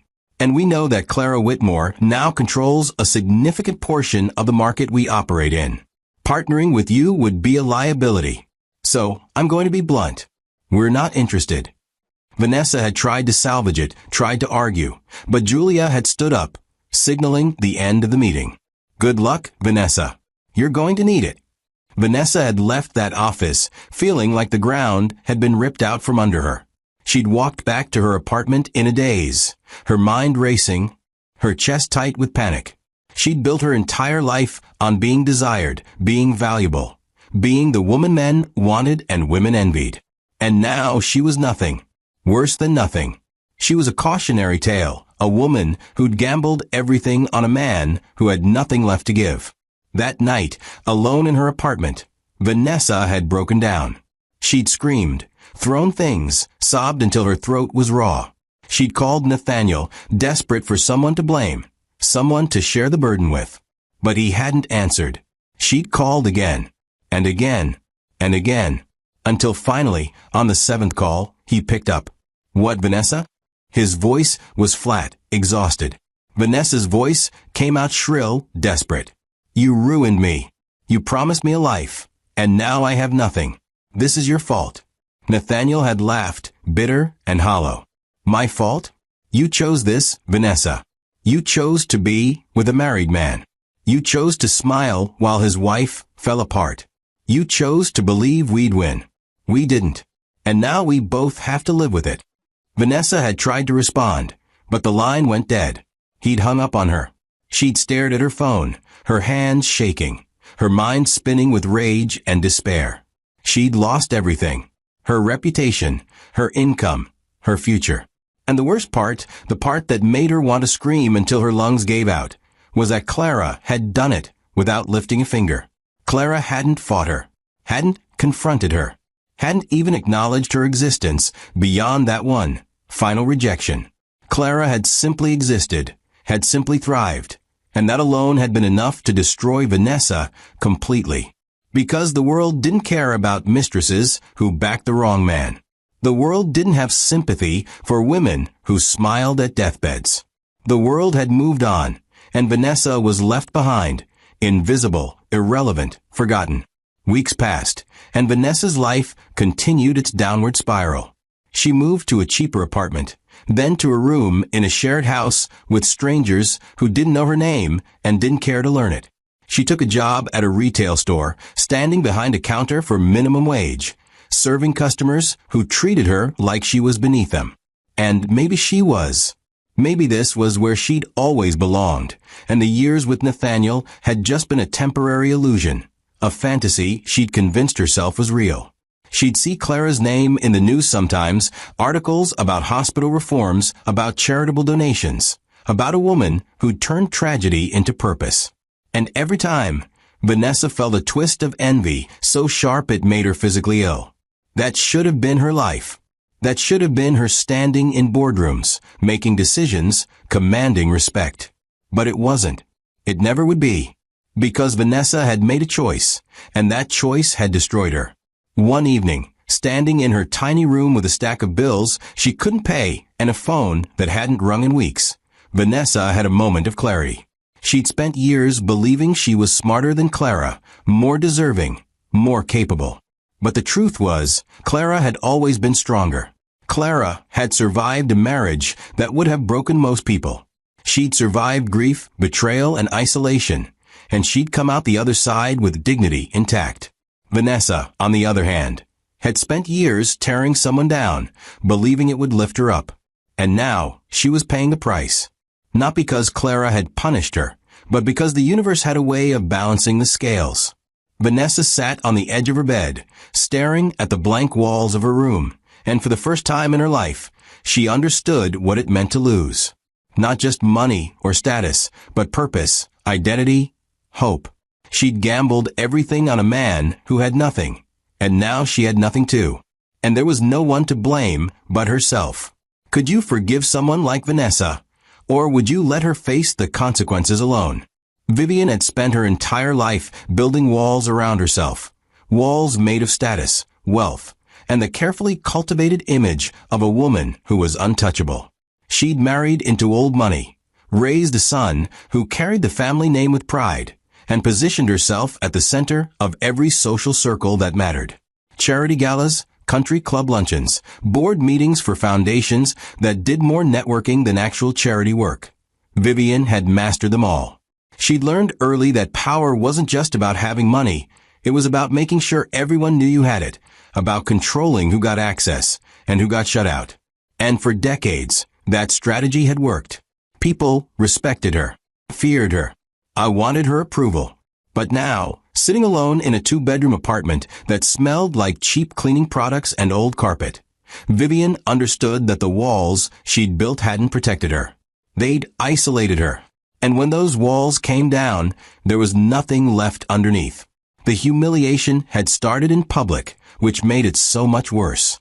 Vivian had been attending the annual Winter Gala for the Riverside Foundation, an event she'd helped organize for over 20 years. She'd walked in wearing a dress she'd bought on credit, her head held high, determined to act like nothing had changed. But the moment she stepped into the ballroom, she'd felt it. The shift. The way conversations paused when she approached. The way eyes flickered away when she tried to make contact. The way people who used to greet her warmly now gave polite nods and moved on. She'd found her usual table, the one reserved for major donors, only to discover her name wasn't on the seating chart. A young woman with a clipboard and an apologetic smile had approached her. "Mrs. Whitmore, I'm so sorry, but there's been a change. Your table assignment was moved. You're over there." She'd pointed to a table near the back, far from the stage, far from the spotlight, surrounded by people Vivian didn't recognize. Vivian's face had burned with embarrassment. There must be a mistake. I've sat at the main table for 20 years. The woman had glanced down at her clipboard, her voice quiet but firm. "I'm sorry, Mrs. Whitmore. The seating was arranged by donation level. Your contribution this year didn't meet the threshold for the main table." Vivian had wanted to argue, to demand to speak to someone in charge, but she'd seen the truth in the woman's eyes. This wasn't a mistake. This was intentional. The foundation knew about her situation, knew about Nathaniel's bankruptcy, knew that the Whitmore name no longer carried the weight it once did. And they'd moved her to the back like she was just another guest, someone who didn't matter. Vivian had walked to her assigned table, her head still high, but her stomach churning with humiliation. She'd sat through the entire evening in silence, watching from a distance, as the people she'd once considered peers laughed and toasted and celebrated without her. No one came to greet her. No one asked how she was doing. She'd become invisible. The social collapse accelerated after that. Invitations that used to arrive weekly stopped coming. The country club, where Vivian had spent decades building relationships and hosting events, quietly revoked her membership.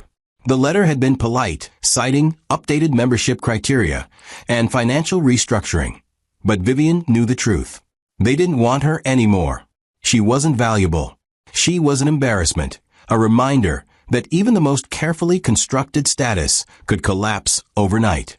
She tried calling friends, women she'd known for 30 years, women she'd helped when there. Marriages fell apart or their children got into trouble. But the calls went unanswered. When she finally reached one of them, a woman named Margaret who'd been her closest confidant, the conversation had been brief and brutal. "Vivian, I can't be seen with you right now. You understand, don't you? People are talking. They're saying awful things about what you did to that poor girl, to Clara. I have grandchildren to think about. I can't be associated with that kind of story." Vivian had tried to defend herself. "I didn't do anything wrong. I was protecting my son. I was protecting our family." Margaret's voice had been cold. "You abandoned a dying woman in a hospital and told her pregnant daughter she was worthless. That's not protecting your family, Vivian. That's cruelty. And now everyone knows it." The phone had gone dead, and Vivian had sat in her apartment, staring at the walls, feeling the weight of her choices crushing down on her. She'd spent years believing that loyalty to family, to status, to the life she'd built was the right thing. But now, facing the consequences, she realized she'd been wrong. She hadn't been protecting Nathaniel. She'd been protecting her own image, her own sense of superiority. And Clara, the daughter-in-law she'd dismissed as weak and insignificant, had been the only one with real strength all along. The worst part wasn't the loss of money or status. It was the realization that she'd traded her humanity for it. She'd looked at a dying woman and decided she wasn't worth helping. She'd looked at a pregnant, grieving daughter-in-law and decided she was better off destroyed. And now, karma has delivered its verdict. Vivian tried to salvage what little she had left. She applied for positions on smaller charity boards, hoping her experience would count for something. But every application was met with polite rejections. She reached out to former colleagues, offering to volunteer, to help with events, to do anything that would give her a sense of purpose again. But no one wanted her. The Whitmore name, once a badge of honor, was now a stain. She'd walk through the city sometimes, passing the buildings she used to enter without a second thought, the restaurants where she used to dine, the shops where she used to spend without checking prices. And she'd feel the weight of her fall, the distance between who she'd been and who she was now. One afternoon, she'd run into an old acquaintance outside a coffee shop. The woman had looked startled, then uncomfortable. "Vivian, I didn't expect to see you here." Vivian had forced a smile. "I live nearby now." The woman nodded, her eyes flickering with something that looked like pity. "I heard about what happened. I'm sorry." But she didn't sound sorry. She'd sounded relieved, like she was grateful it wasn't her standing there, stripped of everything she'd once had. Vivian had started having nightmares, vivid dreams where she was back in that hospital room, watching Eleanor die, watching Clara cry. And in the dream, she'd try to apologize, try to take it back. But Clara would just look at her with empty eyes and say, "It's too late, Vivian. You made your choice." She'd wake up in a cold sweat, her heart racing, her chest tight with guilt she couldn't shake. She'd never thought of herself as a cruel person. She'd convinced herself that everything she'd done had been justified, necessary, the cost of maintaining order and status. But now, alone with nothing but her thoughts, she couldn't escape the truth. She'd been cruel. She'd been heartless. And the woman she tried to destroy had risen while Vivian had fallen. The breaking point came at a small community event Vivian attended, hoping to rebuild some semblance of a social life. She'd been standing near the refreshment table when she'd overheard two women talking. "Did you hear about Clara Whitmore? She just funded a new wing at Riverside Hospital, named it after her mother." The other woman had responded, her voice full of admiration. "She's incredible. After everything she went through, losing her mom, that awful divorce, and she's out here changing lives. That's real strength." The first woman nodded. "And her mother-in-law, what's her name, Vivian? She's living in some tiny apartment now. Completely broke. Karma's real, isn't it?" Vivian had stood there, frozen, listening to them talk about her like she was a cautionary tale, a villain in someone else's story. And the worst part was, they were right. She was the villain. She'd earned every bit of scorn, every bit of judgment. And there was nothing she could do to change it. She'd left the event early, walked home in the rain, and collapsed on her couch, sobbing for the first time in years. Not because she'd lost her money or her status, but because she'd lost herself. She'd spent so long being the woman everyone feared and respected that she'd forgotten how to be human. And now, facing the emptiness of her life, she realized she didn't even know who she was anymore. Nathaniel had stopped calling months ago, too wrapped up in his own collapse to worry about hers. Vanessa was gone, disappeared into whatever hole she'd crawled into. Vivian was alone, truly alone, with nothing but regret and the echoes of her own cruelty ringing in her ears. She thought about Clara sometimes, wondered if she ever thought about her, if she ever felt satisfaction knowing how far Vivian had fallen. But Clara didn't need to think about her.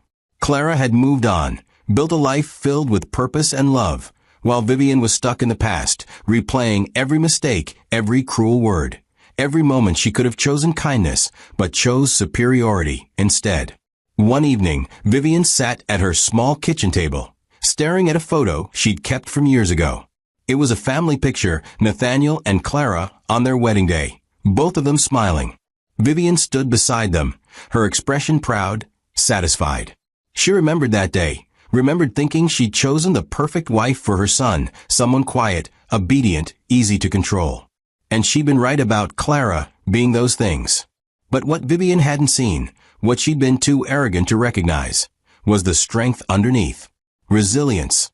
The quiet power that didn't need to shout to be heard. Clara had survived everything Vivian had thrown at her, and she'd done it with grace. And now, looking at that photo, Vivian felt something she'd never felt before. Shame. Deep, aching shame that sat in her chest like a stone. She'd destroyed a woman who deserved better, and the universe had made sure she paid for it. Vivian set the photo down and stared out the window at the city she no longer belonged to. She thought about writing Clara a letter, apologizing, begging for forgiveness. But what would be the point? Words couldn't undo what she'd done. And Clara didn't owe her forgiveness. Clara owed her nothing. So Vivian sat in her apartment, alone with her regrets, knowing that this was her life now. No redemption. No second chances. Just the slow, painful realization that she'd traded everything that mattered for things that didn't. And there was no coming back from that. If you were Clara, would you ever forgive Vivian, or would you let her live with the weight of what she'd done? Nathaniel had always believed he was untouchable. Not because he was particularly smart or talented, but because he'd been born into the right family, gone to the right schools, and married the right kind of woman who wouldn't cause problems. He'd built his entire life on a foundation of privilege and assumptions, never questioning whether the ground beneath him was solid. And now, standing in a courtroom for what felt like the 100th time, watching his lawyer shuffle papers with the defeated expression of someone who knew they'd already lost, Nathaniel understood that the ground had never been solid at all. It had been Clara holding everything together, and the moment he'd pushed her away, everything had collapsed. The custody hearing was his last attempt, his final desperate play to reclaim some control over a life that had spiraled completely out of his reach. He'd filed motions claiming Clara was using her wealth to manipulate the courts, that she was denying him access to his daughter, that he deserved joint custody at minimum. His lawyer had warned him it was a bad idea, that the evidence against him was overwhelming, but Nathaniel had insisted. He couldn't let Clara win completely. He couldn't accept that the woman he'd once controlled now controlled everything. The judge entered, an older woman with gray hair and a no-nonsense expression that made Nathaniel's stomach turn. She'd presided over several of their hearings, and each time, her patience with him had worn thinner. She sat down, adjusted her glasses, and looked directly at Nathaniel. "Mr. Whitmore, I've reviewed your latest motion. Do you have anything new to present, or are we rehashing the same arguments we've already addressed?" Nathaniel stood, his voice tight. "Your Honor, I'm asking for what any father deserves. Time with my daughter. A chance to be part of her life. Clara has used her financial resources to freeze me out, to paint me as a villain when all I want is to be a parent." The judge's expression didn't change. "Mr. Whitmore, we've been over this. You served divorce papers to your wife while she was grieving her mother's death in a hospital room. You abandoned her while she was pregnant. You fought for custody not because you wanted to be a parent, but because you wanted control. The court has seen the evidence. We've heard the testimonies. And every time you come back here, you're wasting this court's time and your daughter's future." Nathaniel's face flushed. "That's not fair. I made mistakes, yes, but I'm trying to make things right. I deserve a second chance." The judge leaned forward, her voice sharp. "Second chances are earned, Mr. Whitmore, not demanded. And based on your behavior, you haven't earned anything." She turned to Clara, who sat quietly on the other side of the courtroom, her hands folded in her lap, her expression calm. "Mrs. Whitmore, do you have anything you'd like to add?" Clara stood slowly, her voice steady but firm. "Your Honor, Nathaniel didn't want to be a father when I was pregnant. He didn't want to be a father when I begged him to wait until after my mother's funeral to finalize the divorce. He wanted control. He wanted to punish me for existing. And now that I have resources, now that I have the ability to protect my daughter, he wants to pretend he cares. But he doesn't care about her. He cares about winning. And I won't let him use my daughter as a pawn in whatever game he's playing." The judge nodded. "I agree. Mr. Whitmore, your petition for joint custody is denied. Your visitation rights remain supervised and limited. If you continue to file frivolous motions, I will hold you in contempt. This hearing is adjourned." Nathaniel stood frozen as the judge left, his lawyer packing up files without looking at him. Clara walked past him toward the exit, and Nathaniel couldn't stop himself. "Clara, wait." She stopped but didn't turn around. Nathaniel's voice cracked. "Please, just talk to me. 5 minutes. That's all I'm asking." Clara turned slowly, her eyes meeting him for the first time in months. There was no anger there, no hatred, just a cold, detached calm that made Nathaniel feel like he was looking at a stranger. "What do you want, Nathaniel?" He stepped closer, lowering his voice. "I want to fix this. I know I messed up. I know I hurt you. But we have a daughter together. She deserves to have both parents in her life." Clara's expression didn't change. She has a parent. She has me. And she's safe, loved, and protected. That's more than you ever gave her. Nathaniel's desperation broke through. "I was under pressure. My mother was in my ear constantly. Vanessa was." Clara cut him off, her voice sharp. "Don't blame them. You made your choices. You signed those papers. You walked out of that hospital room. You fought to take my daughter from me. Those were your decisions, Nathaniel. Own them." Nathaniel felt his chest tighten, panic rising. "I'm sorry. I'm so sorry, Clara. I was wrong about everything. About you, about your mother, about what mattered. I see that now. Please, just give me a chance to prove I've changed." Clara stared at him for a long moment, and Nathaniel thought maybe, just maybe, she'd soften. But when she spoke, her voice was ice. "You had chances, Nathaniel. You had years of chances. Every time I asked for help, every time I begged you to see me, to care about what I was going through, you chose not to. And now that I don't need you, now that I've built a life without you, you want another chance? No. You don't get to come back into my life just because yours fell apart." She turned and walked away, leaving Nathaniel standing in the empty courtroom, his hands shaking, his mind racing. He'd lost. Completely, utterly, irreversibly lost. And there was nothing he could do to change it. The weeks that followed were a blur of humiliation and defeat. Nathaniel's business, what little remained of it, finally collapsed when his last investor pulled out. The office he'd rented was repossessed. The car he'd been leasing was returned. He moved into a studio apartment in a part of the city he'd never even driven through before, a place with thin walls and neighbors who shouted at all hours. He'd applied for jobs, dozens of them, but every interview ended the same way. Polite interest, until they Googled his name and found the articles, the op-eds, the social media posts calling him a monster. "We'll be in touch," they'd say, and then they never were. Nathaniel had started drinking more, sitting alone in his apartment with cheap whiskey, scrolling through photos of his daughter on Clara's public social media. She was growing so fast, smiling in every picture, clearly happy, clearly loved. And Nathaniel wasn't part of any of it. He was erased, deleted from her life like he'd never existed. One night, drunk and desperate, Nathaniel had shown up at Clara's apartment building. Security had stopped him at the door, professional but firm. "Sir, you're not on the approved visitor list. You need to leave." Nathaniel had tried to argue, tried to explain that he just wanted to see his daughter, just for a minute. But the security guard had called the police, and Nathaniel had been escorted off the property with a warning. If he came back, he'd be arrested. He'd sat in his car afterward, his head against the steering wheel, sobbing like a child. He'd destroyed everything. His marriage, his business, his relationship with his daughter. And for what? For pride? For control? For the approval of a mother who'd abandoned him the moment he stopped being useful? Vivian hadn't spoken to him in months, too wrapped up in her own collapse to care about him. Vanessa was gone, disappeared into whatever life she'd scraped together. Nathaniel was alone, truly alone, with nothing but the consequences of his own choices. He tried reaching out to old friends, people he'd known since college, guys he'd partied with and done business with. But the responses were cold, distant. "Hey man, I heard what happened. That's rough. Let's catch up sometime." But sometimes it never comes. They didn't want to be associated with him. He was a failure, a cautionary tale.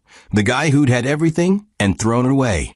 Nathaniel started seeing a therapist, not because he wanted to change, but because he was drowning and didn't know what else to do. The therapist, a patient woman named Dr. Reeves, had listened to his story without judgment, and then she'd said something that had hit him like a punch to the gut. "You're not grieving the loss of your daughter, Nathaniel. You're grieving the loss of control. You're mourning the version of yourself that had power over someone else's life. And until you understand that, you'll never move forward." Nathaniel had wanted to argue, to defend himself, but deep down, he knew she was right. He didn't miss Clara because he loved her. He missed her because she'd made him feel important. He didn't want to be a father because he cared about his daughter. He wanted to be a father because it was one last way to stay connected to Clara's life, to her wealth, to the world he'd lost. The realization had broken something inside him. He'd spent weeks spiraling, barely eating, barely sleeping, just existing in a fog of regret and self-pity. And then one day, he'd seen Clara on the news. She was at a ribbon-cutting ceremony for a new community center she'd funded, holding her daughter on her hip, smiling at the cameras. She looked strong, confident, and happy.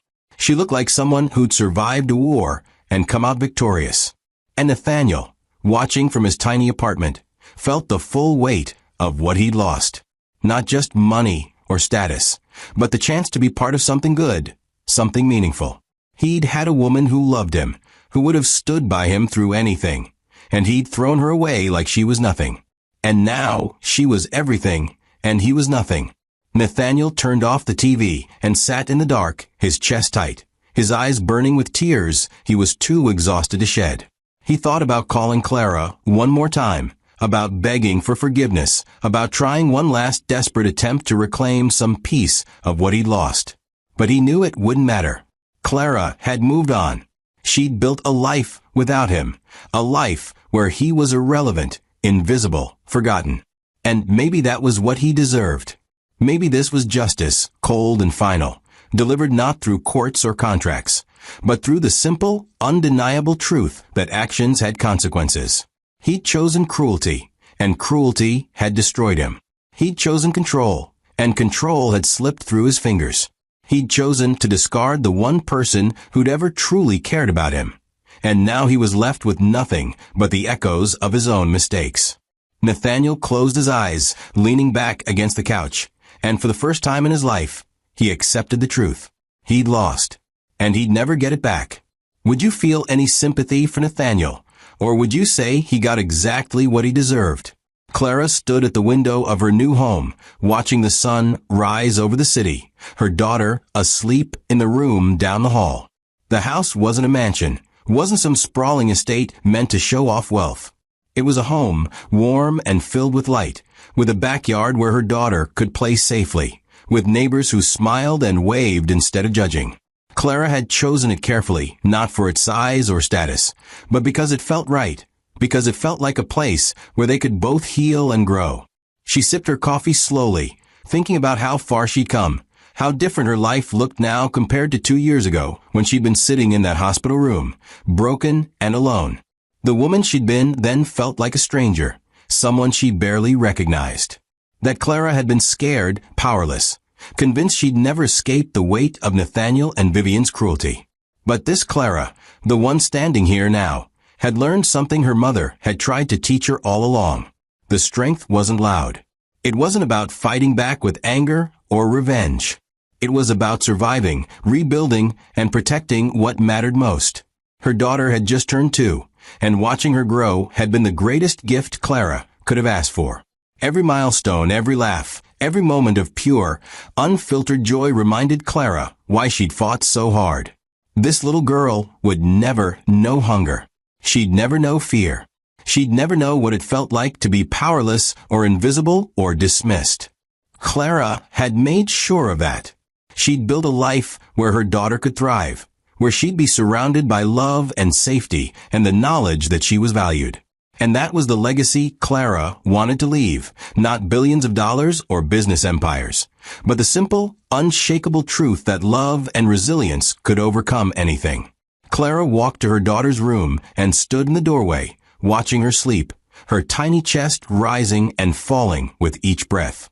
She looked peaceful, content, completely unaware of the battles that had been fought to give her this life. And that was how it should be. Children shouldn't have to carry the weight of their parents' struggles. They should just get to be children. Clara had kept her promise to her mother. The hospital where Eleanor had died was now one of the best in the state, with updated equipment, compassionate staff, and programs designed to help people who couldn't afford care. Clara had named the new wing after her mother, a quiet tribute to the woman who'd sacrificed everything to give Clara a chance. She visited sometimes, walking through the halls, talking to patients and staff, making sure the standards she'd set were being maintained. And every time she left, she felt her mother's presence, felt the weight of Eleanor's love and foresight guiding her. "You did this, Mom," Clara would whisper. "You made all of this possible." Because it was true. Without Eleanor's hidden empire, without her careful planning and sacrifice, Clara would still be fighting just to survive. But Eleanor had given her more than money. She'd given her a blueprint for resilience, a map for how to turn pain into purpose. The businesses Clara now controlled had been transformed. She'd brought in leaders who valued ethics over profit, who treated employees like human beings instead of disposable assets. She'd implemented fair wages, healthcare benefits, and policies that protected workers from the kind of exploitation she'd seen too often. It wasn't just about running successful companies. It was about creating environments where people could thrive, where they didn't have to sacrifice their dignity for a paycheck. Clara had also quietly funded scholarships for single mothers, for women escaping abusive relationships, for anyone who reminded her of where she'd been. She didn't do it for recognition or praise. She did it because she knew what it felt like to be powerless, to need help and have nowhere to turn. And if her wealth could change that for even one person, it was worth it. One afternoon, Clara received a call from Margaret, her lawyer who'd fought beside her through the custody battle. Clara, I wanted to let you know something. Nathaniel tried filing another motion last week. Claimed you were alienating his daughter from him. Clara's stomach tightened, but her voice stayed calm. What happened? Margaret's tone was matter-of-fact. The judge threw it out. Didn't even schedule a hearing. She told his lawyer that if Nathaniel files one more frivolous motion, she'll hold him in contempt and impose fines.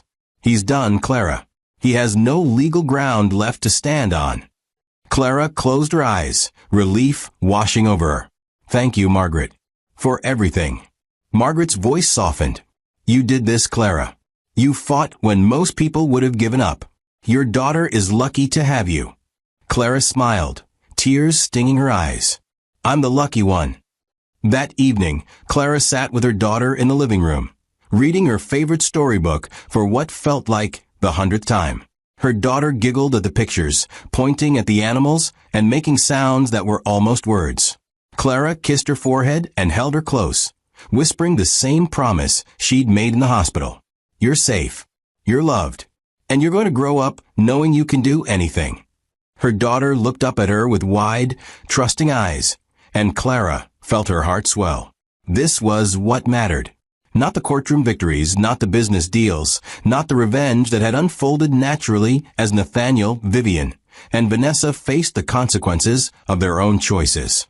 What mattered was this moment, this connection, this knowledge that Clara had broken the cycle of cruelty and built something better.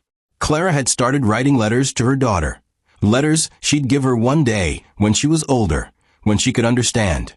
In them, Clara wrote about Eleanor, about the strength and sacrifice of the grandmother she'd never meet. She wrote about the hospital room, the divorce, the custody battle, not to burden her daughter with pain, but to teach her that survival was possible, that even when the world felt impossible, there was always a way forward. Your grandmother taught me that strength isn't about never falling, Clara wrote. It's about getting back up every single time. It's about protecting the people you love, even when it costs you everything. And it's about building something better, not for yourself, but for the people who come after you. Clara sealed the letters in envelopes, tucking them away in a box she'd give her daughter on her 18th birthday. By then, her daughter would be strong enough to carry the weight of the story, to understand the battles that had been fought for her. Months passed, and Clara continued building the life she'd envisioned. She attended board meetings, made decisions about investments and expansions, but she always made time for her daughter. She'd learned that balance wasn't about doing everything perfectly. It was about knowing what mattered most and protecting it fiercely. She didn't work late nights or sacrifice time with her daughter for business deals. She'd hired people she trusted to handle the day-to-day operations, people who shared her values and vision. And when she was home, she was fully present, playing on the floor, reading stories, teaching her daughter to be kind, strong, and unafraid. One evening, Clara received an unexpected email. It was from Vivian. The subject line read, "I'm sorry." Clara stared at it for a long time, her finger hovering over the delete button. But something made her open it. The message was short. "Clara, I know I have no right to contact you. I know I don't deserve your forgiveness, but I need you to know that I'm sorry. I was wrong about everything. About you, about your mother, about what mattered. I destroyed my own life trying to control yours, and I'll live with that regret until the day I die. I don't expect you to respond. I just needed you to know." Clara read it twice, then closed the email without replying. She didn't owe Vivian forgiveness. She didn't owe her closure. Vivian would have to live with her choices, just like everyone else. But later that night, as Clara tucked her daughter into bed, she realized something. She wasn't angry anymore. She wasn't bitter. The rage that had fueled her through the darkest days had faded, replaced by something steadier, something stronger. Peace. She'd won, not because she'd destroyed her enemies, but because she'd built a life they could never touch. Nathaniel was irrelevant.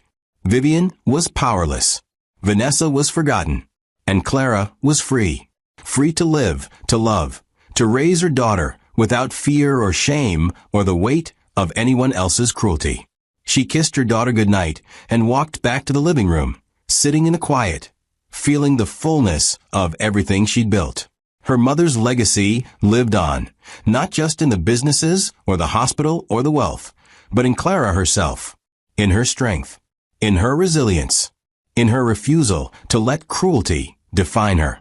Clara picked up her phone and looked at a photo she'd saved, one of the last pictures of her mother before she'd gotten sick. Eleanor was smiling, her eyes bright and full of life, her hand resting on Clara's shoulder. Clara traced her mother's face with her finger, her voice a whisper. "I did it, Mom. I survived. I protected her. I built something good, just like you taught me." And in the silence of her home, Clara felt her mother's presence, felt the warmth of her love wrapping around her like a blanket. Eleanor had known this day would come. She'd planned for it, prepared for it, sacrificed for it. And now, Clara was living the life her mother had fought to give her. A life of safety, dignity, and unshakable strength. The people who tried to destroy her were gone, faded into irrelevance, paying for their cruelty in ways Clara had never needed to orchestrate. The universe had balanced the scales.